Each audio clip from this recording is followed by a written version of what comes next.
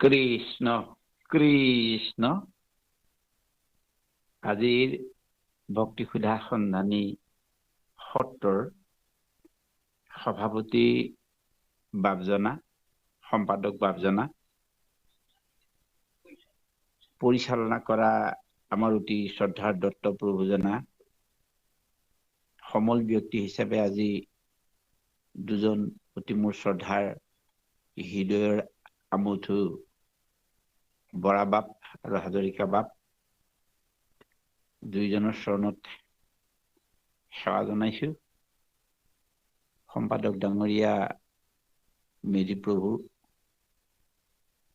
যতীন বাপজনা, সমস্তজনক সেৱা জনালো। আমাৰ কাকতি আইগৰাকী ভক্তি মাতৃ আই, সমস্তজনৰ চৰণত সেৱা ধৰি আমি আজিৰ এটি অনুষ্ঠান আপোনাৰ খবৰ আগত সীমাবদ্ধৰ ভিতৰতেই আগবঢ়াম বুলি ভকতি ভাণ্ডাৰ এই শব্দটিক লৈ এই গুৰুৰ দুজনাৰ ভিতৰতে আবদ্ধ থাকি আমি আজি দুআষাৰ কবলৈ আগবাঢ়িম আৰু যত্ন কৰিছো যে তোমৰা সব মহামহন্তৰ চৰণত আমি কি কম বৰ সৰু কথা নহয়। যাৰ কথা কবলৈ গলে আমি অন্তৰত কিমান সমল লাগিব, হৃদয়ত কিমান বস্তু থাকিব লাগিব, আৰু এই শ্ৰীমুখহন্তে পদ্মমুখহন্তে কিমান পদ্মবাণী উলিয়াই আপোনাক খবৰ আগত নিহিত কৰিব পাৰিম, সেয়া মাত্ৰ আমাৰ ধৃষ্টতাহে। গতিকে আমি যত্ন কৰাৰ অনুসৰি আমি জয়তে মহাপুৰুষ যুগনায়ক জগত গুৰু শ্ৰীমন্ত শংকৰদেৱৰ এই কাহিনীসমূহ, নাটকসমূহ, গীত মাত, খোলবাদ্য আৰু এই দুজন গুৰু যে একেলগৰ, একেটা টকাৰে ইপিঠি সিপিঠি এই দুজন মহান আমাৰ গুৰু, পৰম গুৰুৰ সান্নিধ্যত থাকি তোমাৰ মহামহন্তৰ চৰণত সেৱা ধৰি আমাৰ অকণমান বক্তব্য দাঙি ধৰি তোমাৰ মহামহন্তৰ চৰণলৈ ভক্তি ভৰা ভাগ ঘোষাৰে সেৱা জনাইছো। কৃষ্ণ মই অনাথ কদা কৰৌ পৰমানন্দ, দাস বুলি ধৰিও মনত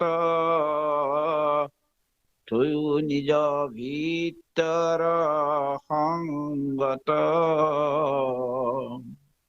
আঙুলি মুখত কৰো দান্তে তিন তুলি লওঁ, কেশ চিন্দি দেও চৰণত,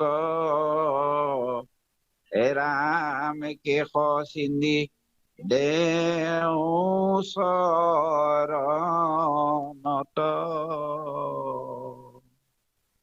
কৃষ্ণ। লগতে আজি বৰগীত পৰিবেশন কৰা আমাৰে কন্যা কৃষ্ণা পংকজা দত্ত আছে। তেওঁলোকো আমি ভগৱন্তই কৃপা কৰক আৰু ভগৱন্ত অৱশ্যে কৃপা কৰিব বুলি আমি ঘৰত নাই। আজি তেওঁ ডিব্ৰুগড়ৰ পৰা আছে, ডিব্ৰুগড়ৰ পৰা কৰিছে আৰু আমি যোৰহাটৰ পৰা এই নিজৰ গৃহৰ পৰা কৰিছো। গতিকে আমি জনাইছো কৃষ্ণ আপোনাক সবে সবিশেষ জানা, আপোনাক খবৰ কি জনাম। কৃষ্ণ কৃষ্ণ মাত্ৰ এতিয়া আৰ্থিক আশীৰ্বাদ আমাক কৰক। কৃষ্ণ শংকৰ কৃষ্ণ। হৰি ৰাম ভগৱন্ত ভক্তিযুক্ত পুৰুষৰ আত্মবোধ, মাধৱৰ প্ৰসাদে মিলয় কৃষ্ণৰ কৃপাত যেবে গুচয় সংসাৰ ভয় ইমানে গীতাৰ নিৰ্ণয় ৰাম ইমানে গীতাৰ নিৰ্ণয় কৃষ্ণ হৰি ৰাম কৃষ্ণ কৃষ্ণ বাবা কৃষ্ণ কৃষ্ণ জয় গুরু শঙ্কর সর্বগুণাকর যা করি নাহিক উপাম তোহারি শরণকু রেণু শত কোটি বার এক করহ প্রণাম বার এক করহ প্রণাম মহাপুৰুষ শ্ৰীমন্ত শংকৰদেৱ এই গুৰুজনাৰ ইয়াত আবিৰ্ভাৱ হোৱাৰ লক্ষ্যটোৱে হ'ল যে জীৱবিলাক পৰিত্ৰাণ কৰিবৰ নিমিত্তে কি উপায় অৱলম্বন কৰিলে জগতখন পৰিত্ৰাণ হ'ব পৰিত্ৰাণায় সাধুনাং বুলি এই বাণীৰে সত্যে তেৰাই স্বয়ং ঈশ্বৰ কৃষ্ণ প্ৰভু ভগৱন্তই নিজেই থিৰাং কৰি এই ধৰাধামলৈ শংকৰ ৰূপে অহা এইজন মহান গুৰুৰ চৰণ কমলতে সেৱা ধৰিছো যিহেতু ভগৱন্তই ভক্তিৰ ভাণ্ডাৰ হাতত লৈ পৃথিৱীখনত একো নাইকিয়া জেগাত এটা বস্তু পৰিৱৰ্তন কৰি দিলে যিটো পৰিৱৰ্তনৰ যোগেদি সমস্ত লোকসকল উদ্ধাৰ হৈছে গতিকে সেইজন বাপৰ যথেষ্ট বা সেইজন কৃষ্ণৰ প্ৰভু ভগৱন্তৰ চৰণত গুৰুজনে কৃপা কৰি তাক প্ৰকট কৰাই সেই একেজন কৃষ্ণ ভগৱন্ত বস্তুৱেই আমাকো শংকৰ ৰূপে আহি এই ধৰাধামখন প্ৰতিষ্ঠা কৰিছে এই কথাবিলাক আমি ভাগৱত শাস্ত্ৰত ধুনীয়াকে পাইছো কীৰ্তনত পাইছো দশমত পাইছো ৰত্নাৱলী বা দুইজনে কৰা এই গ্ৰন্থসমূহত ইয়াৰ তত্ত্বটো পাইছো আৰু তেতিয়া ইয়াত উল্লেখ কৰিছে যে আনোবাৰ জনম ধৰাহা ঈশ্বৰ কৃষ্ণ হৰি বাৰ পৃথিৱীৰ ভাৰ অন্তজাতি পতিত তাৰণ কাৰণ হেতু ইবাৰ ভৈলা অৱতাৰ গতিকে যদুকুলটো ধ্বংস কৰি দিছিল এই যদুকুলটো যেতিয়া আছিল তেতিয়া পৃথিৱীত কি জাতি আছিল কি নাছিল এই কথাটো উল্লেখ পোৱা নাযায় গতিকে জানিছো যে পৃথিৱীখনত গোটেই পৃথিৱীখন উদ্ধাৰ কৰিবৰ কাৰণে ভগৱন্তৰ এই যদুকুলৰ কথাটো গুৰুজনে আনি আমাৰ মাজলৈ সৰুকে এটা অধ্যায় লিখি একাদশ স্কন্ধত ইয়াক উল্লেখ কৰি আমাক জনাই দিছে দেখুৱাই দিছে ভগৱান থাকোতেও ঈশ্বৰ কৃষ্ণ চাৰিবেদৰ গৰাকী থাকোতেও যে এই ভগৱন্তৰ লীলাখিনিক মানি লব নোৱাৰা বংশটোক ছেদ কৰি দিছে সেই ছেদ কৰি দিয়া বংশটোত কি ভগৱন্তৰ কৃপা কৰিব নোৱাৰিলেহেঁতেন নিশ্চয় পাৰিলেহেঁতেন তেতিয়া গুচি নুগুছিল অৰ্থাৎ তাত ইমান ধৰণে তাই মানে সংস্কাৰ কৰিছিল গুচি গৈছিল যদুকুলৰ লোকসকল তথাপিতো নুগুছিল তাৰ কুযশটো থাকিল তাৰ কাৰণে আকৌ শংকৰ ৰূপে জন্ম লৈ এই ধৰাধামত জন্ম লবলগীয়া হৈছিল একেলগে দুজন গুৰু ইটো দেখে পূৰ্বকালে নাছিল ভকতি নানা ধৰ্ম কৰ্মলোকে কৰিল সম্প্ৰতি নানা দেৱ পূজয় কৰয় বলি দান হংস সাগ মহিষাত অসংখ্য প্ৰমাণ তল গৈল লোককলি পাপ সাগৰত ইটো লোক সমস্তকে কৰিতে উদ্ধাৰ তল গৈল লোককলি পাপ সাগৰত কৃপাময় কৃষ্ণে পাছে গুণী বৈকুণ্ঠত ইটো লোক সমস্ত কৰিতে উদ্ধাৰ শংকৰ মাধৱ ৰূপে ভৈলা অৱতাৰ এই ভগৱন্ত বসি আহি ধৰাধামত জন্মগ্ৰহণ কৰিলে ক'ত নগাঁৱত বৰতদৱা শিৰোমণি ভূঞাৰ ঔৰসে সত্যসাধন কৰে। আৰু আনজন জনম ললে লখিমপুৰ এই জিলাত, যিজন লল লেটেকুপুখুৰী। গতিকে সেইজন দুইজন প্ৰভুৰ ভগৱন্তৰ অংশ অৱতাৰ হৈ ইয়াত থকা যিখিনি অন্যায় অত্যাচাৰ বেবিচাৰ ভক্তিৰ যি সঞ্চাৰ নহল তাক প্ৰতিষ্ঠা কৰি এই কুযকবিলাক অতৰাই পেলাইছিল।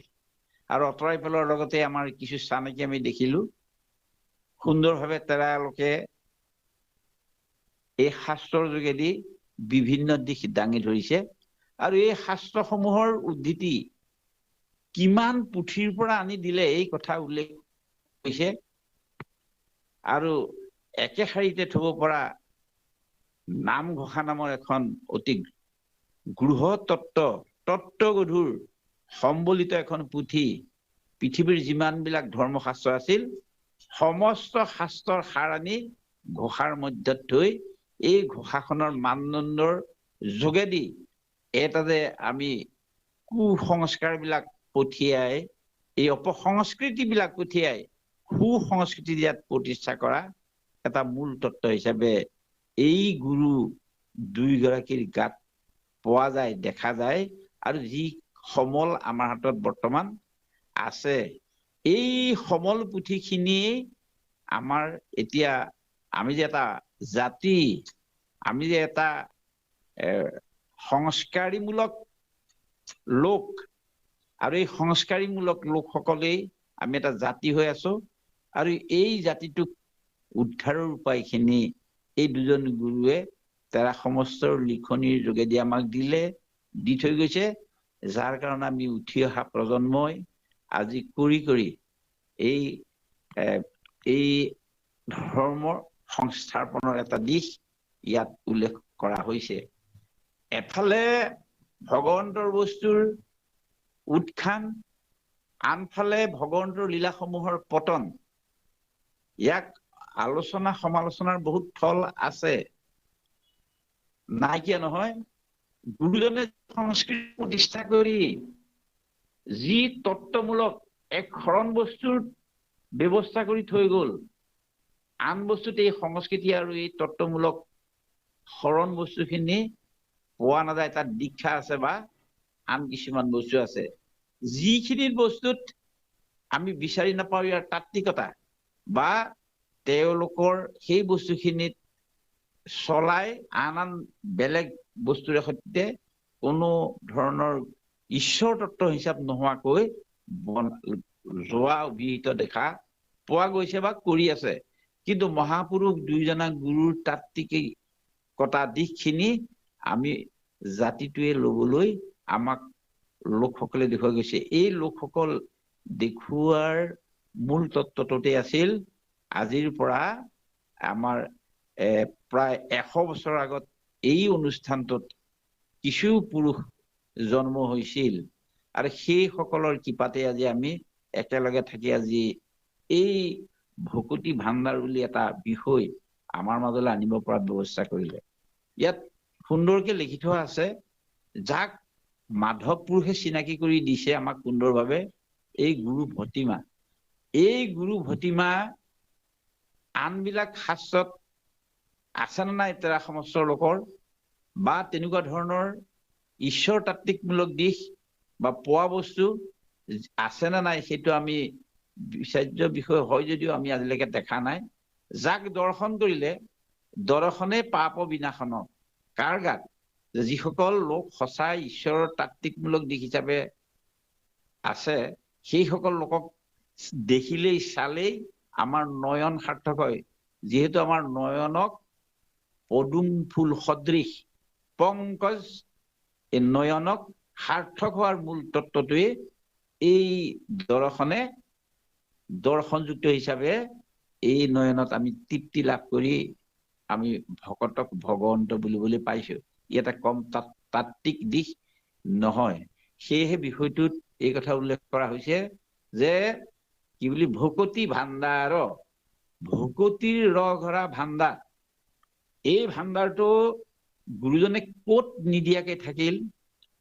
তেখেত জন্ম হোৱাৰ পাছতে তেখেতে নিদিয়া হোৱাৰ, যেতিয়াৰ পৰা জানিছে তেতিয়া জন্ম হৈছে, আৰু তেখেতে নিজেই ত্ৰিভুৱন হৈ মাধৱ পুৰুষে লেখাই চিনাকি কৰিছে, যিজন ত্ৰিভুৱন বন্দনকাৰী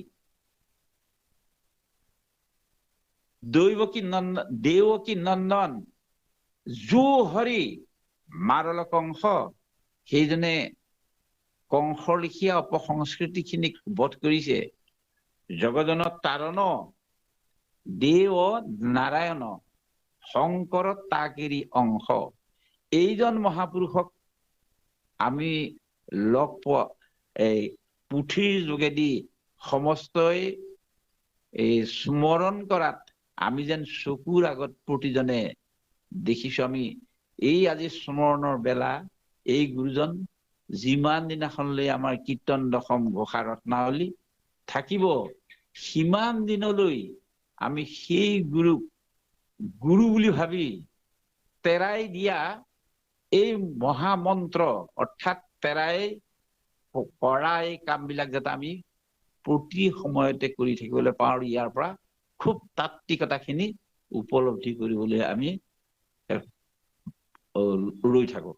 এই তাত্ত্বিকতা দিশখিনি ৰোৱাৰ আমাৰ মূল ঠাইটো সুন্দৰভাৱে গুৰুজনে আমাৰ হৃদয়ত দিছে, আৰু মাধৱ পুৰুষে তাক ঘোষাৰ সৈতে জনাইছে। গতিকে আমাৰ হিয়াৰ মাজে কি আছে? হিয়াৰ মাজে এটা ভাণ্ডাৰ আছে। এইটো কি ভাণ্ডাৰ? যে অকল নাম বুলি কৈছে, এই পুথিত কীৰ্তন পুথিখনত খুব সুন্দৰভাৱে ইয়াক ঘোষাৰ সৈতেও বনাইছে, আৰু কৈছেও যে হিয়াৰ মাজে নামৰ ভাণ্ডাৰ, মুখে বাজ হয় ৰাম নাম মাৰণা মাৰিয়া পাপক কতক ৰাখিয়। গতিকে এই পাপখিনি আমাৰ মনলৈ আহিবলৈ নিদিয়াকে ইয়াৰ তাত্ত্বিকমূলক দিশখিনি আমাক এটি এটিকৈ দেখুৱাই দিয়া এই গুৰুজনে আমাৰ হিয়াত নাম বস্তু স্থাপনা কৰি দিলে, লবলৈ দিলে।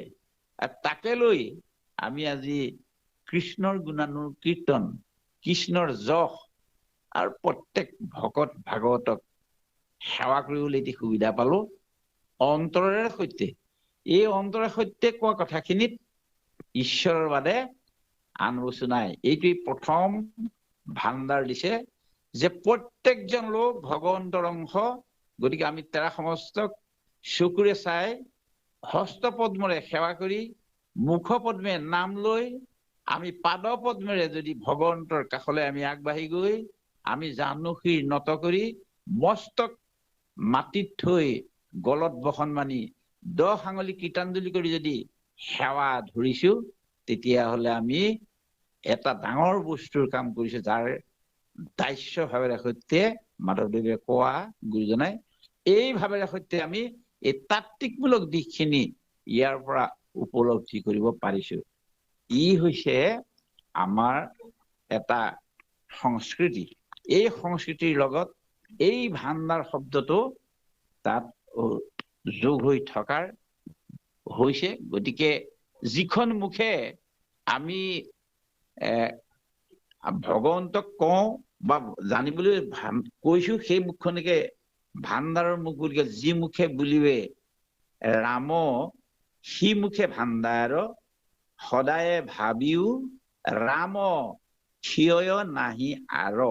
ই কম সুন্দৰভাৱে তাত্ত্বিকমূলক ভাৱে এই কথাভাগ মাধৱ পুৰুষে লিখিছেনে? যিখন মুখেৰে আমি ৰাম বুলিছো, আৰু সেই মুখখন ভাণ্ডাৰখনৰ মুখ, অৰ্থাৎ সেই মুখখন ভাণ্ডাৰৰ এটা আঁক বাছ, ইয়াৰ দিনি ৰাম নাম বাজ হৈ যায় ইয়াৰ মাজত থকা। গতিকে ই সুন্দৰভাৱে এই ভকতি ভাৱ আৰু মনৰ অভিলাষখিনি পূৰ্ণ কৰি আমাক জনাইছে, আৰু লগতে কৈছে যে ভাবাচোন, কি বুলি ভাবা? এই ভাৱক ভাই, এই ভাৱক ভাই ভজ ভগৱন্ত ভকতি ভাৱে। যে আমি ভক্তি ভাৱেৰে সৈতে যদি ভাবো ঈশ্বৰ কৃষ্ণৰ সকলো সান্নিধ্য পাম আৰু এই ভাণ্ডাৰৰ সৈতে আমি এই মহাপুৰুষজনাৰ এই নামৰ যিটো ভাণ্ডাৰ তাৰাই থৈ গৈছে কলিযুগত, ৰাম নামে নামে সাৰ, ৰাম নাম বিনে গতি নাহি আৰ।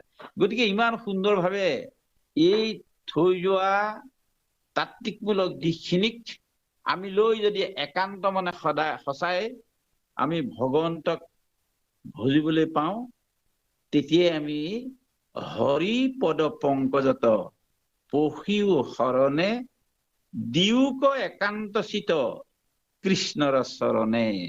গতিকে আমি একান্ত, ইয়াৰ পাছতে লিখিছে কৃষ্ণৰ চৰণত কৈছে, সেইগুণে কৈছে যে ভকতি ভাণ্ডাৰত বৰষ বছৰি। ভকতি ভাণ্ডাৰ কবলৈ যি আগত আছিল, ইয়াৰ আগত কপটতাখিনি আছিল, তাৰ দুৱাৰবিলাক খুলি দিলে। সেইকাৰণে সংশয়টো আমাৰ নাথাকিলে, শংকৰে সংশয় চেদি শাস্ত্ৰৰ তত্ত্বক ভেদি প্ৰচাৰিলা কৃষ্ণৰ ভকতি। গতিকে এই তাৰ আগত একো নথকাৰ আগত কৈছো যে তেতিয়া মহাপুৰুষ শ্ৰীমন্ত শংকৰদেৱ গুৰুজনা যেতিয়া হৈছিল এইডোখৰত একো নাছিল বুলি কৈছো। সেই সময়ত এনেকুৱা কিছুমান বস্তু আছিল যিবোৰ বস্তু কপটতাৰ সৈতে থৈছিল, কাৰণ এইবোৰ দেৱতাসকলৰ পৰা আহিছিলে বুলি আমি শাস্ত্ৰত বা পঢ়িবলৈ বা তেনেকুৱা গ্ৰন্থত পঢ়িবলৈ পাইছো আৰু কৈছো, সমস্তই জানে। কিন্তু এই বস্তুবোৰ দুৱাৰখন কোনে মেলি দিলে? মেলি দিয়াজনী হল যে আমাৰ মহাপুৰুষ শ্ৰীমন্ত শংকৰদেৱ আৰু মাধৱ পুৰুষনে দিছে। যে কি বুলি কলে, আদি সত্য যুগে আছিল একমাত্ৰ হৰি নাম, দেৱ সবে গুপ্ত কৰিলে কৰি কপট। এই সত্য যুগৰ আগতো এটা আছিল। গতিকে যুগ হিচাপে 5টা যুগৰ এটা লেখ আমাৰ মাজত দাঙি ধৰিছে। আদিত আছিল, কিন্তু সত্য যুগৰ পৰাই আকৌ বেলেগ এটা হৈ গল। সেইগুণে কৈ দিলে যে সত্য যুগে ধ্যান, তেতা যুগে যজ্ঞ, দ্বাপৰ যুগত পূজা, কলিত ঈশ্বৰ কৃষ্ণ বানৰ দ্বিতীয়টো নাই বুলি কৈছে, নাহিকে দুজা বুলি কৈছে। কলিত হৰিৰ কীৰ্তন বিনাই আৱৰ নাহিকে দুজা। গতিকে এই তাত্ত্বিকমূলক দিশখিনি বা এই বস্তুখিনি আমাক জনাই থৈ গৈ এটা জাতিক পৰিত্ৰাণ কৰিবৰ পৰা এই মূল সুঁতিটো আমাক খুলি দিয়া লোকজনে হল মহাপুৰুষ শ্ৰীমন্ত শংকৰদেৱ মাধৱদেৱ। সেইগুণে কৈছে যে আদি সত্য যুগে শুদ্ধ ধৰ্ম, অকল শুদ্ধ মানে ধৰ্ম এটা আছিল, সেইটোকে শুদ্ধ আছিল একমাত্ৰ হৰি নাম, দেৱ সবে গুপ্ত কৰিলে কৰি কপট। কপটতাৰ সৈতে তাক ঢাকি ৰাখিছিল। এতিয়াও তেনেকুৱা কপটতা ভাৱ নিশ্চয় আপোনাক সবে জানেও বা বিচাৰিছে, পাইছেও। এই কপটটো যেতিয়া নাথাকিব, অকপট ভাৱে আমি শুদ্ধ হৃদয়ৰ শুদ্ধ ভাৱে যদি আমি হৰিত শৰণ লওঁ, ঈশ্বৰত যদি অৰ্পণ কৰো, ঈশ্বৰে আমাৰ সমস্ত বস্তু বা দ্ৰব্য গ্ৰহণ কৰিবৰ লগতে আমাৰ হৃদয়খন গ্ৰহণ কৰিব। এই কাৰণেই যে আমাৰ হৃদয়খনত কিবা কুলুষ কালিমা থাকিব নেকি? কপটতা ভাৱটো ক'ত থাকে? আমাৰ হৃদয়তে থাকিব। গতিকে এই কপটতাখিনি নথকা ভক্তিটোৱে মহাপুৰুষ শ্ৰীমন্ত শংকৰদেৱে দ্বাৰ ভাঙি সমস্তকে দিলে, যে আমি সকলো জগতৰ লোকসকলে আমি তাক খাইছো। এই ভাণ্ডাৰ, এই গতিকে মুদ ভাঙি সমস্তকে দিলে। এই পেৰাটোৰ দৰজাখন খুলি আমাৰ সমস্তজনকে লবলৈ কলে, খাবলৈ কলে। আৰু আমি প্ৰতিজন ভকতে আজি প্ৰায় 100 বছৰ এই কিছু লোক গলগৈ।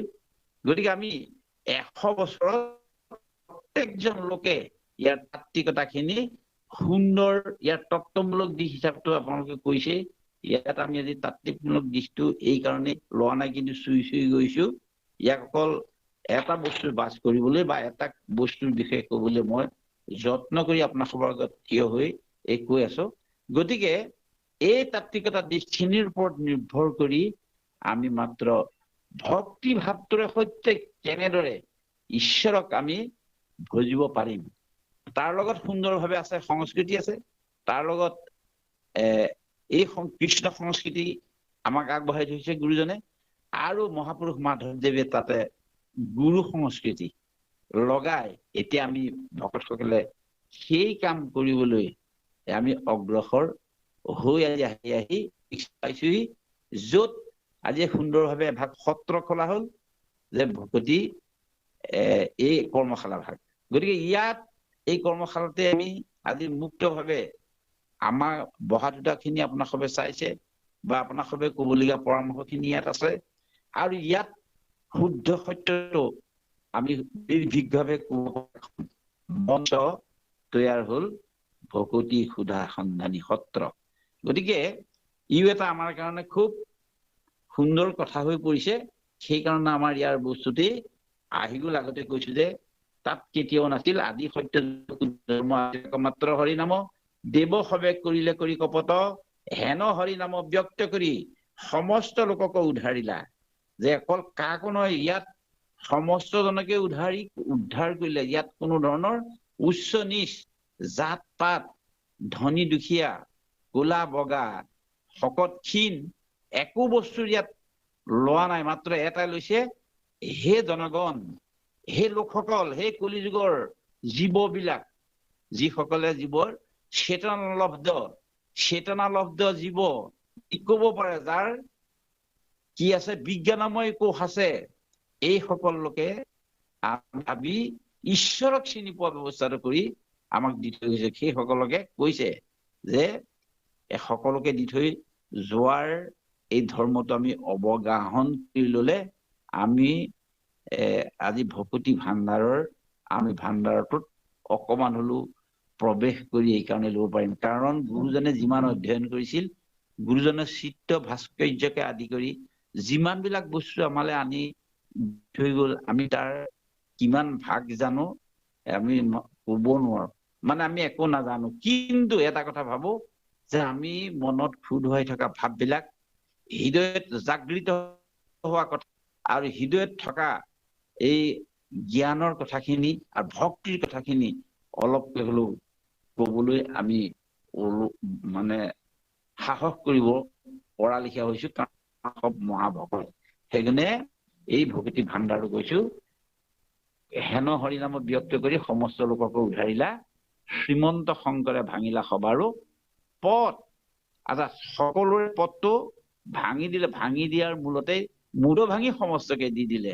গতিকে ইয়াত কিবা থাকিল নে?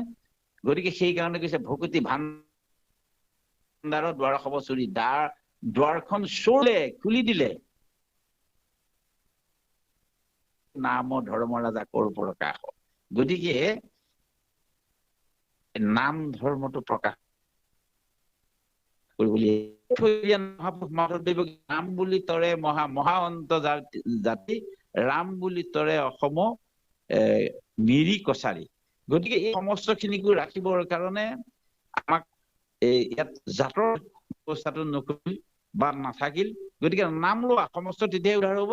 কিৰাত কছাৰী খাচীগাৰু মিৰি যবন কংক গোৱাল, অসম মুলুক কুবাজে কুবাচ ধবাজে তুৰক, কুবাচ মৃষ চন্দাল, আনু পাপী হব কৃষ্ণ সেৱকৰ সংগত পবিত্ৰ হয়। এই কথাও গীত ভাগৱতৰ সুন্দৰভাৱে গুৰুজনেই সন্নিৱিষ্ট কৰি আমাৰ সমস্ত জনকে জনাই দিছে যে ইয়াত ভক্তিৰ বাদে আন বস্তু একো নাই। আৰু এইসকল ঈশ্বৰৰ অৱদান। গতিকে আমি ঈশ্বৰৰ লোকসকলে এই জীৱবিলাকৰ ভিতৰত চেতনা লব্ধি যে ছেদজ, অন্দজ, জৰায়ুজ আৰু উদ্ভিদজ, ইয়াকে কৈছে যে উৰণ, বুৰণ, গজন আৰু ভ্ৰমণ। গতিকে ভ্ৰমণ কৰি থকা ভিতৰত শ্ৰেষ্ঠ জীৱটোৱে হৈছে মানৱ। এই মানৱসকলে বিজ্ঞানময় কোষৰ যোগেদি কোনটো সঁচা প্ৰমাণ কৰিব পৰা ব্যৱস্থাটো আছে। ইয়াৰ বহুত কাহিনীত যোগ হৈছে, গুৰু চৰিত্ৰবিলাকতে লিখিছে যে যেনেকে কোৰ দামোদৰ। গতিকে সেই লোকসকলে এই গুৰুজনক যেতিয়া কি কৰিছিলে যে তেওঁলোকে ভগৱন্তৰ কথা গোট খাই পাতি ঈশ্বৰ তত্ত্বমূলক দিশখিনি যেতিয়া কৰিছিল, কৰোঁতে তেওঁলোকে সদায় এইফালে অহা যোৱা কৰি থাকোঁতে সদায় তেওঁলোকলৈ এই কিছুমান ফৰমুঠি বা মাটি চপৰা দলিয়াইছিল। গতিকে তেনেকুৱা কৰা লোকসকলো ক্ৰমান্বয়ে গৈ ভগৱন্তৰ গুণানুকীৰ্তন শুনি মানুহ হ'ল। নামটো কিন্তু দামোদৰ, কোৰ দামোদৰ আছিল, অৰ্থাৎ তেখেতৰ কৰ্মটো আছিল কোৰ মৰা, অৰ্থাৎ এজন কৃষিজীৱী মানুহ। ইয়াত সেইগুণে কৃষিজীৱীয়ে হওক, ইয়াত উচ্চ চিন্তাধাৰা সম্পন্ন লোকেই হওক, ইয়াত একো নথকা লোকজনেই হওক, আৰু সকলোতকে বেছি থকা লোকজনেই হওক, ঈশ্বৰৰ সন্তান। আৰু সেই সন্তানসকলৰ হৃদয়ত এই মঞ্চটো সোমাই আছে, যাৰ ভক্তি ভাৱ আছে। এইগুণে যদি এই আমি ভক্তি ভাৱটো নলওঁ, আন যত সবে মিছা ভক্তিৰ অভাৱে। আৰু যিমান বিলাক বস্তু থাকি তাত যদি ভক্তি নাথাকে, তেতিয়াহ'লে এইবিলাক মিছা হৈ যাব বুলি গুৰুজনে পাত পাতকে আৰু প্ৰতিটো পাতক সুন্দৰভাৱে আমালে জনাই এই থৈ গৈছে। সেয়েহে আমি এই গুৰুজনৰ কথাখিনি আমি ভালকৈ লৈ আমি ৰস সৃষ্টিৰে সৈতে অনন্ত ৰসেৰে নিধি ৰামকৃষ্ণ নাম মুখ ভৰি ডাকিয়া সদায়ে বোলা ৰাম। সদায়ে আমাক ৰাম বুলিব গৈছে মুখ ভৰি। মুখখনত ঈশ্বৰৰ নামৰ বাদে আমি আন ডাকিব লাগে বুলি মহাপুৰুষ গুৰুজনে ইয়াৰ তত্ত্বখিনি সুন্দৰকে দি থৈ যোৱাৰ কাৰণে আমি আজি বহি এই কথাটো আলোচনা কৰিছো। গতিকে ই এটা ধৰ্মৰ মূল খুঁটি বুলি কৈছে, যে এই ধৰ্মৰ প্ৰতিষ্ঠাতাই হ'ল, যদিও আগত আছিল, তেওঁ ভাৱ কৰি বিচাৰ কৰি এনেই প্ৰভু ভগৱন্ত আৰু তেওঁ ধৰ্মৰ গুৰু হৈ আজি অসমত প্ৰতিষ্ঠিত হৈছে। কিয় হৈছে? যে অন্য অত্যাচাৰ বিবিচাৰ হোৱা সেইটো আপোনালোকে পাইছে। হৃদয় গ্লানি ভৱতি ভাৰত অদ্ভুচ্ছানম ধৰ্মস্য তদাত্মানং সৃজম্যহম পৰিত্ৰাণায় সাধুনাং বিনাশায় দুষ্কৃতাম ধৰ্ম সংস্থাৰ্প নাথায় সম্ভৱামি যোগী যোগী। গতিকে মহাপুৰুষ শ্ৰীমন্ত শংকৰদেৱ গুৰুজনাই এই লোকসকলক পৰিত্ৰাণ কৰিছে, আৰু তেওঁই যুগে যুগে ইয়াত আহিছে। এই আৰু ইয়াত আমাক কৈছে যে গুৰু ভতিমাত্ৰে সম্পূৰ্ণবোৰ লিখি গুৰুজনে শেষেই কৰি থৈছে, যে তেওঁ তুমি বাৰম্বাৰ হুইয়া অৱতাৰ পৃথিৱীৰ ভাৰখণ্ডী লাভ, এইটো কৈ আছে, গাই আছে অনবৰতে। গতিকে কৈ কৈ কেতিয়াও আমি শেষ কৰিব নোৱাৰো বুলি আমাৰ লেখীয়া এজনে ভাবো। ভকতে নিশ্চয় কোনোবাই পাৰিব পাৰে, কাৰণ বহুত বেছি বেছি অধ্যয়নৰ গৰাকী। আমি মাত্ৰ সামান্য কীৰ্তন দশম ঘোষা ৰত্নাৱলী এনেকে এই ইয়াৰ ভিতৰতে সীমাবদ্ধ থাকি আপোনাৰ সভাত জনাই দাঙিছো। গতিকে এই সকল লোকক ভগৱন্ত বস্তুৰ গুৰুজনে আমাক কৃপা কৰি দাঙিলে বা উদ্ধাৰ কৰিলে, আৰু সেই উদ্ধাৰ কৰা ধৰ্মটোৱে হ'ল নাম।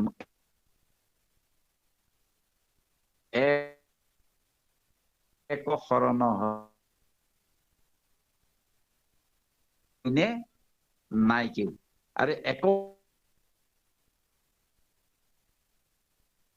শাস্ত্ৰৰ তত্ত্ব মোৰ হৰি যাত তুষ্ট হুন্ত তাকে বোলে ধৰ্ম। গতিকে য'ত হৰি তুষ্ট হয়, ই হ'ল আমাৰ ধৰ্ম, মানে ভক্তিৰ এটা অংগ, ই ভক্তি ধৰ্ম। আৰু আনবিলাক ধৰ্ম আছে গতানুগতিক প্ৰক্ৰিয়াত হোৱা স্বভাৱগত কথাকেইটা আমাৰ এই ধৰ্মটো ইয়ালৈ সংলি অনা আমাৰ কিছুমান আনিবলৈ যত্ন কৰে বা বিচাৰে, আমি নাভাবো। কিন্তু আমি ভাবিছো যে মহাপুৰুষ শ্ৰীমন্ত শংকৰদেৱে এই জগতখন উদ্ধাৰ কৰিবৰ কাৰণে এইটোকে দি থৈ গ'ল সুন্দৰকে। এই মানে সমস্ত শাস্ত্ৰৰ তত্ত্ব মৰ্ম হৰি জাত তুষ্ট হুন্ত তাকে বোলে ধৰ্ম। এই ধৰ্মৰ দ্বাৰাই ইয়াকে আকৌ সুন্দৰকে মাধৱ পুৰুষে কৈ দিলে যে অহংকাৰ থাকন্তেও সাক্ষাতে কৃষ্ণ পাৱে শ্ৰৱণ কীৰ্তন ধৰ্ম যাৰ। এই কৈছে যদিও আমাৰ কিবা মনত মই বৰ ভাবেৰে সৈতে আমি কৰো, তেতিয়াহলেও তাক ত্যাগ কৰি আমি ই কোৱা কথাষাৰ যদি গৰ্বিত বুলি কোনোবাই কয় কওক, তাত আপত্তি নাই। কিন্তু মই মোৰ যশ কীৰ্তন গুচাবৰ কাৰণে যদি আমি কওঁ, তেতিয়াহ'লে আমি নিশ্চয় অপৰাধত কৈছে যে এই এনেকুৱা ধৰণৰ যাতে অহংকাৰ থাকোঁতে সাক্ষাতে কৃষ্ণক পায় শ্ৰৱণ কীৰ্তন ধৰ্ম। এইটো কৰ কথা? এই কথাখিনি কৰ? উহি পৰমতত্ত্ব বেদক বাণী। এইখিনি বেদৰ এই তত্ত্বটো কি আছে? বেদত কৃষ্ণৰ বাদে আন নাই। চাৰিওৰ হাৰকাৰী ব্ৰহ্মাৰে বেকৰ কৰিয়া থৈলা নাৰায়ণ বাণী। সেহি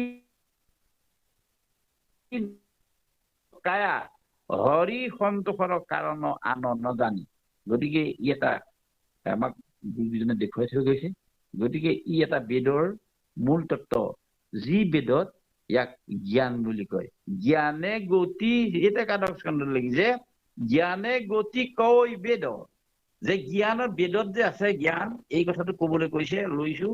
আৰু জ্ঞানে গতি কৈ বেদ লোৱা তাৰ পৰিচ্ছেদ, শেষাংশটো লোৱা আছে জ্ঞান ভকতিৰ মাজে।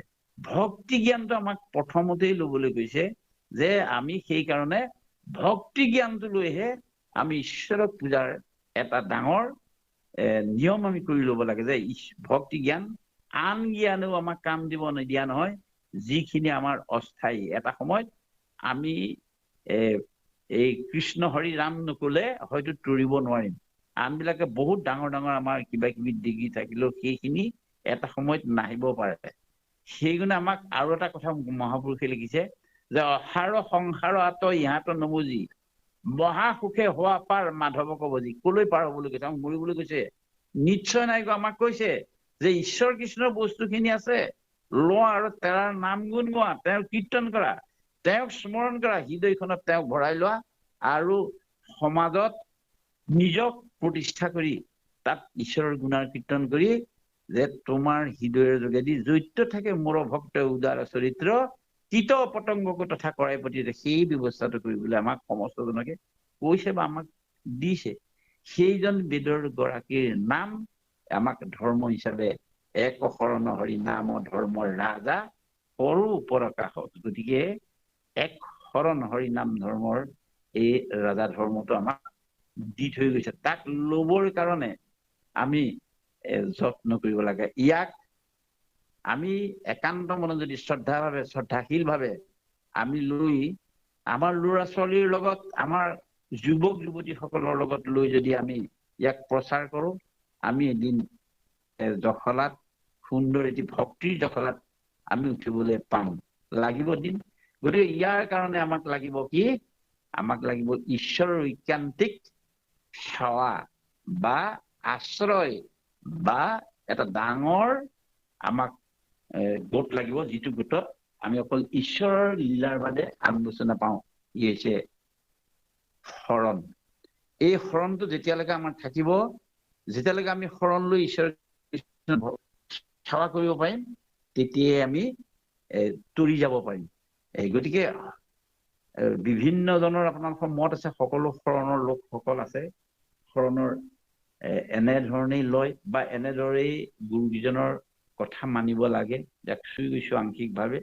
আৰু প্ৰতিজন যুৱক যুৱতী বা শিশুক আমি এই কথাকেইটা শিকাই গলে নিশ্চয় তেৰা সমস্তই আমাক উদ্ধাৰ কৰি দিব। আৰু তেৰা সমস্তই আমাৰ জাতিটোৰ একোজন একোজন বাৰ্তাবাহক আৰু উদ্ধাৰকাৰী লোক। সেইকাৰণে কৈছে যে এজন যদি বৈষ্ণৱ বংশটোত সৃষ্টি হয়, সেই বৈষ্ণৱজনে এই সমস্ত কুলটো উদ্ধাৰ কৰি নিব, মানে বহুত কুল নিব বুলি কৈছে। যদি নহয় তেতিয়াহ'লে উচ্চ স্থানত মানুহ, তেওঁলোকৰ দেউতাক মাকৰ কুল থাকিলেও নৰকত পেলাই দিব। সেইকাৰণে কৈছে, যাহাৰ বংশত বৈষ্ণৱ হয় এক গুটি, তাহাৰ পুৰুষ উদ্ধাৰ হয় কোটি কোটি। অবৈষ্ণৱ পুত্ৰ যদি উপজে বংশত, স্বৰ্গ হন্তে পেলাৱে নৰকত। গতিকে স্বৰ্গৰ সহায় দিব পৰা বুলি কৈছে এটা স্থান আমাৰ লগত। এই স্বৰ্গ শব্দটো নাথাকে যদিও কৈছো, যে তেনেকুৱা উচ্চ জেগাত থাকিলেও তললৈ আহিব বুলি কৈছে। সেইগুণে ইয়াৰ নামটোকে কৈছে ত্ৰিত্ৰয়, আচলতে তিনি বা ত্ৰৈলোক্য বুলি কৈছে, স্বৰ্গ মৰ্ত্য পাতাল। সেইগুণে ইয়াক নামটো হৈছে ত্ৰৈলোক্য। আমি এই তিনিটা বস্তু বিশ্লেষণ কৰিলেও দেখিম যে ক'ত পাম, ইয়াতেই পাম। শ্ৰৱণে কীৰ্তনে আৰু বৈকুণ্ঠক যায়, ধৰ্ম অৰ্থ কাম মুখ্য হবে আতে পাম, ইয়াতে পাম বুলি কৈছে। গতিকে এই কথাটো আমাৰ এটা বিষয় হিচাপে আমি হৃদয়ত ভৰাই ল'ব পাৰোঁ বা থাকি যাব। গতিকে আমি সেইমতে ইয়াত স্বৰ্গ আৰু পৃথিৱী আৰু পাতাল, এই তিনিটা বস্তু সুন্দৰ সমাহাৰ দেখুৱাই দিয়া গুৰুজনে দেখুৱাই থৈ গৈছে। চব বিভিন্ন প্ৰহ্লাদ চৰিত্ৰ কীৰ্তনৰ যোগেদিও বা কীৰ্তনৰ প্ৰতিটো পথতে এনেকুৱা বস্তু এটা দেখুৱাই দিছে, য'ত বলিৰ লগত ভগৱন্ত আজিও তাত্ত্বিক দিশ হিচাপে পাতালত দূৰ হৈ থাকিব লগা হৈছে, ভগৱন্তৰ দুৱাৰ মুখত থাকিবলগীয়া হৈছে। কিয়? তেওঁ ইমান সুন্দৰভাৱে ভকতক ভাল পায়। ভকতক ভকতি দানে কৰে গুৰু, দায়া তনয় অধিক। নিজৰ পুত্ৰতকৈও ভাল পোৱাৰ কাৰণে এই ভকতসকলৰ লগত এই ভক্তিহেন ব্যৱস্থাটো তেৰাই দাঙি ধৰি সমস্তকে খুৱাই দিলে বা দি দিলে। ই হৈছে আমাৰ 1 নম্বৰ ভকতি ভাণ্ডাৰ। আৰু লগতে আমাক গীত দিলে, মাত দিলে, ভাওনা দিলে, নাটক দিলে, নহয়নে? এনেকুৱা বহুত দিলে, যিখিনি বস্তু আমি আজিলৈকে কোনো দেখিবলৈ নাপালো।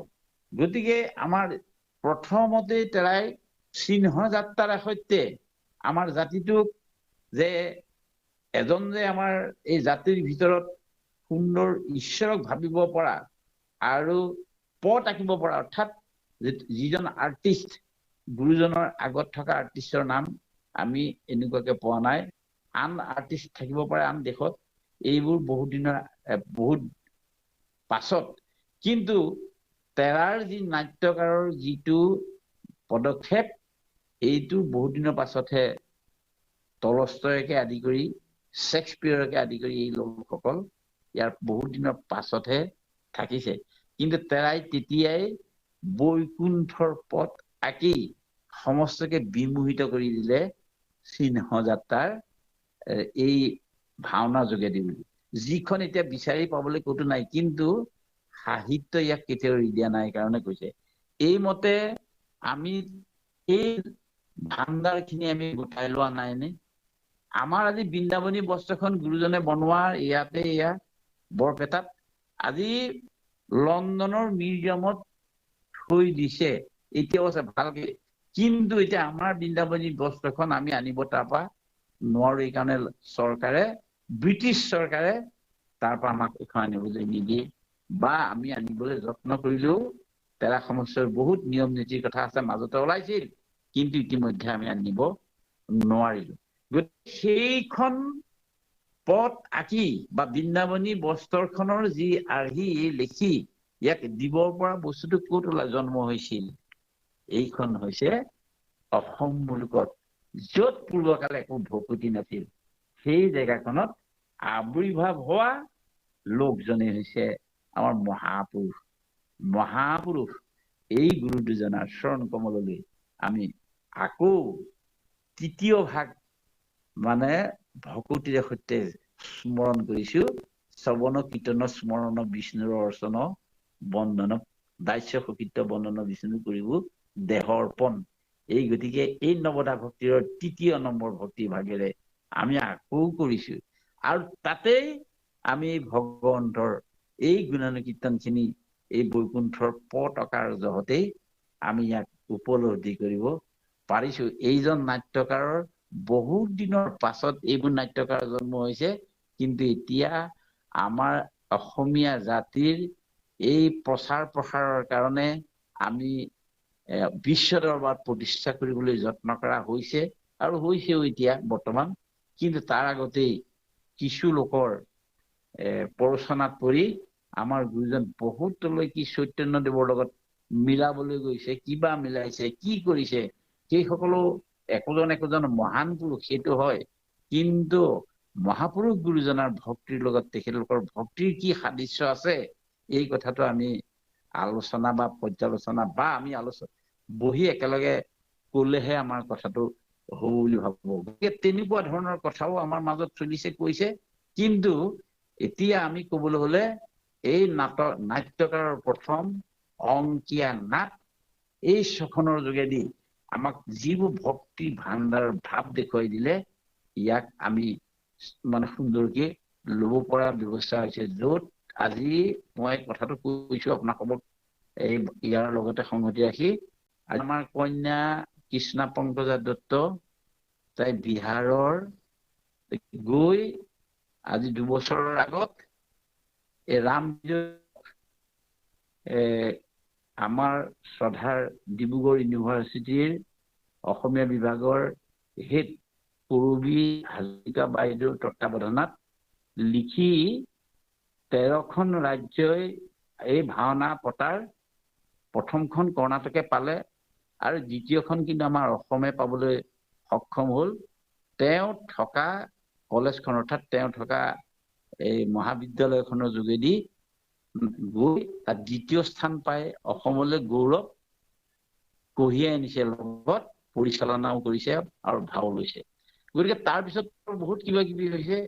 আৰু এটা বিষয় আপোনালোকৰ আগত জনাব আমি বিচাৰিছো, সেইটো বিচাৰ হৈছে যে যেতিয়া ভাৰত চৰকাৰে ৰাম মন্দিৰ প্ৰতিষ্ঠা কৰিছে বুলি এটা কথা ওলাইছিল, তাত কলেজৰ ফালৰ পৰা তেওঁক চৰকাৰে বিশেষভাৱে সুবিধা দি প্লেনৰ যোগেদি সকলোৱে গোট খাই তেওঁক তালৈ লৈ গৈ তাত আকৌ অংকীয়া নাটক এইখনকে ৰাম বিজয় কৰাই 3 দিন কৰি এই আমাৰ প্ৰসাৰৰ মই এইটোৱে ক'বলৈ গৈছো, এই তেওঁলোকক জনাই আহিছে আৰু ভূয়সী প্ৰশংসাৰে অসম দেশ আমাৰ চলিহা এই কথাটো কৈছে, অসম দেশৰ লগত যোৰহাটৰ বুলি কৈছো আমাৰ ছোৱালী বুলি। আৰু আমাৰ মহান শ্ৰীমন্ত শংকৰদেৱ সংঘৰ এই অনুষ্ঠানটো মোৰ জন্মান্তৰৰ থকা দিনলৈকে আমি যাতে এই অনুষ্ঠানৰ পৰা নাযাওঁ, এই অনুষ্ঠানটোৰ পদক্ষেপখিনি এই এনেধৰণৰ শিল্পীসকলে আমাৰ মাজলৈ কঢ়িয়াই আনিছে। এতিয়াও বহুত অনুষ্ঠান ডিব্ৰুগড়ত কৰি থকা আমি পাইছো। সিদিনাখন এখন ভাওনা গৈছে আৰু তেওঁ ভাওনাও কৰিবৰ ব্যৱস্থা আছে, গানিকাও গাইছে, ইত্যাদি ইত্যাদি কৰিছে।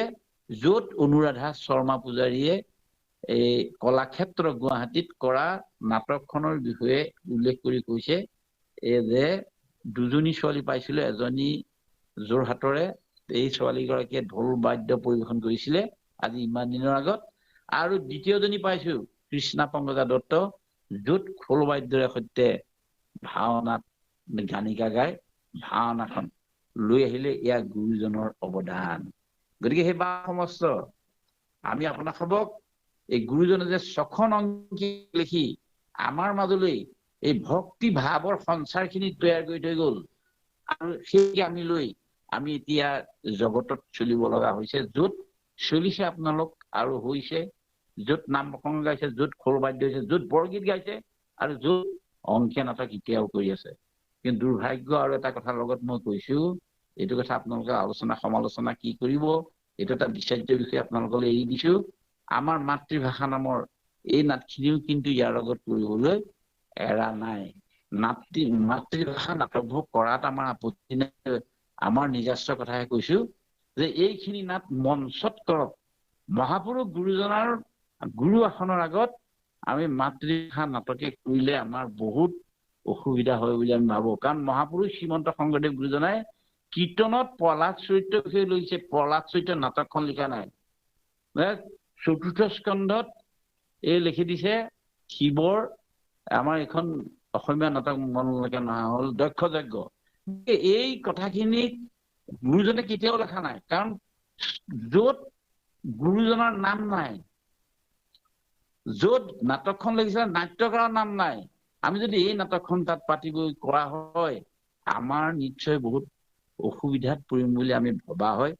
গতিকে মই এইটো আপোনালোকৰ আগত এটা আলোচনা কৰিবৰ কাৰণে দিলো। তেতিয়া কিন্তু আমি মহাপুৰুষ শ্ৰীমন্ত শংকৰদেৱ গুৰুজনাক বিশ্ব দৰবাৰত প্ৰতিষ্ঠা কৰাত আমাৰ অকণমান আশা হ'ব। সুধিব নহয় যে প্ৰহ্লাদ চৰিত্ৰ নাটকখন মহাপুৰুষ শ্ৰীমন্ত শংকৰদেৱ গুৰুজনাই লিখিছে। গতিকে আমি তেতিয়া কি কম, মানত ক'ব নোৱাৰো, কাৰণ আমাৰ মানুহে নাজানে। এতিয়া আমাৰ অসম মুলুকৰ শ্ৰীমন্ত শংকৰদেৱ সংঘৰ ভকত গিজনৰ বাদে বাপ সমস্তৰ বাদে কেইটাৰ বাদে আনে এই নাটকখন যে মহাপুৰুষে লিখা প্ৰহ্লাদ চৰিত্ৰ এই কথাটো ক'ব নোৱাৰে। তাত এটা বস্তু নাই, মুক্তিমংগল যেতিয়ালৈকে নাটকত নাথাকিব তেতিয়া আমি সেই নাটকৰ যোগেদি আমি একো বস্তু সোৱাদ নাপাম। কিন্তু এতিয়া ইয়াত এটা কথা আছে যে ভাওনা তেনেকুৱা হয়, আমাক লোক সংগ্ৰহ অৰ্থাৎ সংগ্ৰহ কৰিবৰ কাৰণে আমি যদি কিমান ভুৱা বস্তু দেখুৱাই দিওঁ, ভুৱা বস্তুৰে কিন্তু বেছি দিন চলি নাথাকিব। আমি সেইগুণে ঈশ্বৰৰ তাত্ত্বিক দিশৰ সৈতে কাম কৰা 4জন থাকক আৰু আমি মহাপুৰুষ শ্ৰীমন্ত শংকৰদেৱক সুন্দৰভাৱে প্ৰতিষ্ঠা কৰিম। ইয়াত কোনো ধৰণৰ একো বস্তু যাতে আহিব নোৱাৰে। এই ভক্তি ভাণ্ডাৰটো ইমান সুন্দৰ ৰগৰা, যিটো ৰগৰা কোনোদিন আমি কৈ কৈ শেষ কৰিব নোৱাৰো আৰু কোনোদিন ইয়াক ম্লান কৰিবলৈ দিবলৈ আমি হ'ব নোৱাৰে। গতিকে আমি ইয়াক জীয়াই ৰাখিবলৈ হলে আমি একমুঠ হৈ এতিয়া যেনেকে আছো এনেকে হৈ যাতে আমাৰ তালে ইমান আহিব নোৱাৰে। আমাৰ ল'ৰা ছোৱালীখিনিও খুব সাৱধানে ইয়াক ৰাখিব লাগে। আৰু সেই জেগাত আমি বৰগীত এটা গোৱাই আছে বা বহুত আমি শুনি আছো, দেখি আছো, সকলো ল'ৰাই সুন্দৰভাৱে ৰাগ সন্নিৱিষ্ট এই বৰগীতেৰে সৈতে বৰগীত গাইছে, ভাওনা কৰিছে, নাটক কৰিছে আৰু খোল বাদ্য বজাইছে। এতিয়া খোলৰে বাপে আমাৰ বৰা বাপজনা পুৰুষজনা এতিয়া সেই 4টা স্বৰেৰে গোৱা সেই বস্তুটো ঠিক গীত ধেই দাওঁ ইমান সুন্দৰভাৱে ঈশ্বৰৰ তত্ত্বমূলক কথাখিনিকে খোলটোৱে কোৱা নাই নে বা আমাক আমি লৈ আমি সেইটোৱে গাম। কিন্তু আমাৰ বিপৰীতে কৰা লোকখনে খিত দি ধেই দাওঁতো কোনখন হাতে ক'ব তাকে বুজি নাপায়, সোঁ হাতে ক'ব নে বাওঁ হাতে, যে সোঁ হাত মানে ভক্তি দিশৰ যিখন হাত, বাওঁ হাত মানে যিখন হাতে মায়াটো আনে। সেইকাৰণে দক্ষিণ পাশে মাতৃ ভক্তি মাতৃ বুলি কৈছে, যে যিখন দক্ষিণ পাশ অৰ্থাৎ সেইখন ভক্তি মাতৃ হস্ত বুলি কৈছে আৰু সেইখনতে ভগৱতী বুলি কৈছে। অৱশ্যে বাওঁ হাতো নহয়, কিন্তু আমাক দেখুৱাত বাম পাশে মায়া দক্ষিণত ভক্তি ম। গতিকে এই কথাটো কৈছে। গতিকে পাশ বা এই স্থল দুটা আমাক এনেদৰে দেখুৱাইছে। গতিকে ইও এটা আমাৰ নাটকৰ বা এই বিষয়ৰ বৰগীতৰ বিষয়ে বা এনেকুৱা আপোনাৰ খবৰ আগত জনাই গৈছে। ইয়াতো ভক্তিৰ তেনে ৰগৰা হৈ বৈ আছে, বৈ আছে, বৈ আছে আৰু বৈ থাকিব। যে তাৰ ভিতৰত মূল তত্ত্বটো 4 পুৰুষাৰ্থ তাহাৰো নিজৰা, হৰি নামে মূল ধাৰা, আৰু তাত হৰিনাম আছে। গতিকে এই মূল ধাৰাটোৰ পৰা গুৰুজনে বাজ কৰি আনি আমাৰ মাজত সুন্দৰকে বা জান হিচাপে জুৰি হিচাপে এই বহুত কিবা কিবি লিখি আমাক জনাই দিছে যে এইখিনি মূল তত্ত্ব ইয়াৰহে। আমি ইয়াক লবলৈ হলে আমি সঁচাই আমি গুৰুজনৰ কাষ চাপি নগলে আমি তাক ল'ব নোৱাৰো, ভাণ্ডাৰটো ক'ত পাওঁ।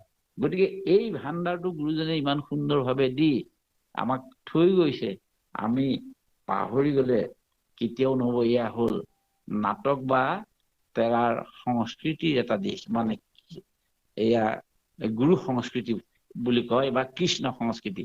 আৰু এই তেৰাই আমাক সুন্দৰভাৱে কৃষ্ণক দেখুৱাই দি কৃষ্ণ প্ৰাধান্য কৰি কৃষ্ণতে সমস্ত অৰ্পণ কৰিবলৈ কৈছে। যে কৃষ্ণত পুজিলে পূজা সমস্তৰে হয়, পৃথকে পুজিলে পূজা কেহু নাপায়। এইটো কেনেকুৱা সুন্দৰ গৰ্হিত কথা কৈ দিলে যে আমি যদি পাপ কৰো তেতিয়াহ'লে পাপ কৰিলে আমাৰ কামবিলাক নষ্ট হৈ যাব আৰু ঈশ্বৰ তাত স্থিতি নহব। সেইকাৰণে কৃষ্ণক পুজিবলৈ কৈছে। কৃষ্ণক পুজিলে পূজা কেহু নাপায়। গতিকে আমি কৃষ্ণক পুজিলে সমস্তৰে হয় বুলি কৈছে। গতিকে আমি ভাগ ভাগকে বুজিবলৈ কি প্ৰয়োজনটো হৈছে বা ভাবিছো, এইটো কথা শাস্ত্ৰসন্মত নহলে অসুবিধা এটা হয়। আৰু তেতিয়া আমি কিছুমান কাম কৰিব নোৱাৰে। কৃষ্ণক পুজিলে পূজা সমস্তৰে হয়, পৃথকে পুজিলে পূজা কেহু নাপায়। আমাৰ দেউতাৰ কথাটো আমাৰ ঘৰৰ যদি ভক্তি দেউতা হয়, হিৰণ্যকশিপুৰৰ লেখীয়া নহয়, তেতিয়াহ'লে সেইজন দেউতাৰ কথা আমাক ভগৱন্তই কৃপা কৰি দিছে আমাৰ মাজত। আমি তেৰাৰ কথা শুনি আমি কামটো কৰি মই এবাৰ সেই এটা কথা লিখিছিলো যে তুমি নিজ পিতৃ গুৰু ইষ্ট মোৰ, মই মনমতি ভৈলো সেৱাচৰ। ইয়াৰ লগতে সেই কথাটো কলো যে তুমি মোৰ নিজৰ পিতৃ, গতিকে তোমাৰ কথাখিনিয়ে মই পালন কৰিম, কাৰণ তুমি মোৰ ঈশ্বৰ কৃষ্ণ পিতৃ। গতিকে এই ভগৱন্তৰ কথা নুশুনি যদি আমি অবাতে যাওঁ তেতিয়াহ'লে আমি ক'ৰবাত খুন্দা খাম। আমি ভগৱন্তৰ পৰা আহিছো আৰু তেৰা তালৈ যাম, তেৰাৰ গুণানুকীৰ্তন কৰিম, পৰিয়ালক উদ্ধাৰ কৰাৰ প্ৰয়াস কৰিম, আৰু গোটেই পৰিয়ালটোৱে দেখাই আমি ৰাম নামৰে দেখাই হাত অৰ্থাৎ ব্যৱসায় কৰি বৈকুণ্ঠলৈ চলি যোৱাৰ উপক্ৰম হ'ম বা আমি কৰিম। এই কথাটো বান্ধি আমি গুৰুজনক প্ৰত্যেকজন বাপ আই সমস্তই ভাবি লৈ আমি ঈশ্বৰৰ চৰণ কমলত সেৱা ধৰাটো আমাৰ কৰ্তব্য। লগতে আমি আৰু কিছুমান দিশ আছে যিবোৰ দিশ কৈ আমি কোনোদিন শেষ কৰিব নোৱাৰো। গতিকে আমি যদি পাপ পক্ষত লগ হওঁ তেতিয়াহ'লে আমি পাপবিলাক লক্ষ্য কৰিলে কি কেতিয়া পাপ হয় আমাৰ আমি জানো। আমাৰ মনেও মানে দেহাৰেও হয়, আমি কেইবা ধৰণৰ আমি পাপ আমি লিপ্ত হ'ব পাৰো। গতিকে সেই লিপ্তটো নোহোৱা বস্তুটো আমি নাইকিয়া কৰিব পাৰো এবাৰ যদি গোবিন্দৰ নাম লওঁ, কৃষ্ণৰ নাম লওঁ, গোবিন্দ গোবিন্দ গোবিন্দ গোবিন্দ গোবিন্দ ৰাম মুৰাৰী অনন্ত কোটি ব্ৰহ্মাণ্ডৰ হৰি হৰি। গতিকে অনন্তখন পৃথিৱীৰ আমি যদি ভগৱন্ত বস্তু অনন্ত নাৰায়ণ প্ৰভু ভগৱন্তক চিন্তা কৰি আমি যদি কাম কৰোঁ তেতিয়াহ'লে আমাৰ শুদ্ধ নহ'বনে? সেইকাৰণে লিখিছে শাস্ত্ৰত যে নিতে নিতে মহালীলা আমি কি কৰিছো যদি নাম নলওঁ, ঈশ্বৰৰ গুণানুকীৰ্তন নকৰোঁ, ঈশ্বৰৰ এই বস্তুখিনি আমি পালন নকৰোঁ, তেতিয়াহ'লে আমি কি হ'ম? নিতে নিতে বাহে পাপ তাতে মহালীলা, শালৰ নাৱত যেন ভৰা দিলা শিলা। শাল গছৰ কাঠেৰে কেতিয়াও নাও সাজিবলৈ কোনেও যত্ন নকৰে, আৰু তাতো সেই শাল গছৰ নাওখনত শিল সদৃশ বস্তু সোমাই যদি দিয়া যায়, আমি যদি ঈশ্বৰৰ তত্ত্বখিনি যদি নলওঁ, আমি যদি একোজন শিল হৈ তাত বহি থাকো, তেতিয়াহ'লে আমি গন্তব্য স্থান পাব আৰু নোৱাৰিম। আমি মাজ বাটতে কি হৈছে এই নাৱৰ পৰা তললৈ সোমাই যাম।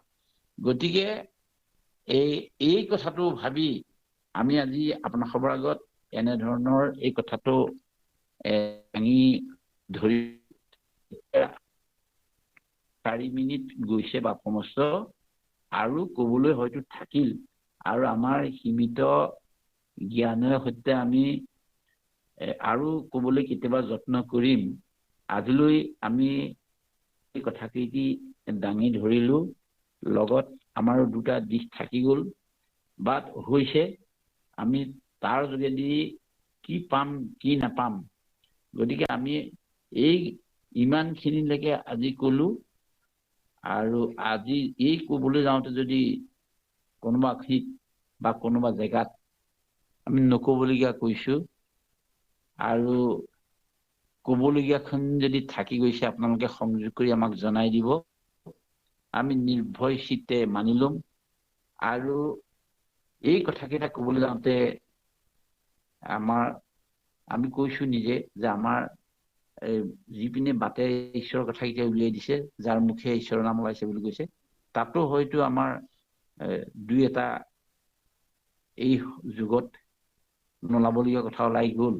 গতিকে আপোনাক মহামহন্ত সমস্তৰ চৰণ কমললৈ সেৱা ধৰি অনুষ্ঠানৰ উন্নতি কামনা কৰি আকৌ আপোনাক খবৰ চৰণ কমলত সেৱা কৰিবলৈ পাম এই আশা বুকুত বান্ধি আমাৰ ভক্তি ভাৱৰ ভকতি ভাণ্ডাৰত দুৱাৰ খবৰ চুৰি মুকতি কৰিলো উদাস এক শৰণ হৰি নাম ধৰ্ম ৰাজা কৰো পৰকাশ। এই বাক্যকো হিয়াত ৰাখি তোমৰা সব মহামহন্তৰ চৰণ কমলত সেৱা ধৰি ইমানতে আমি সামৰিলো।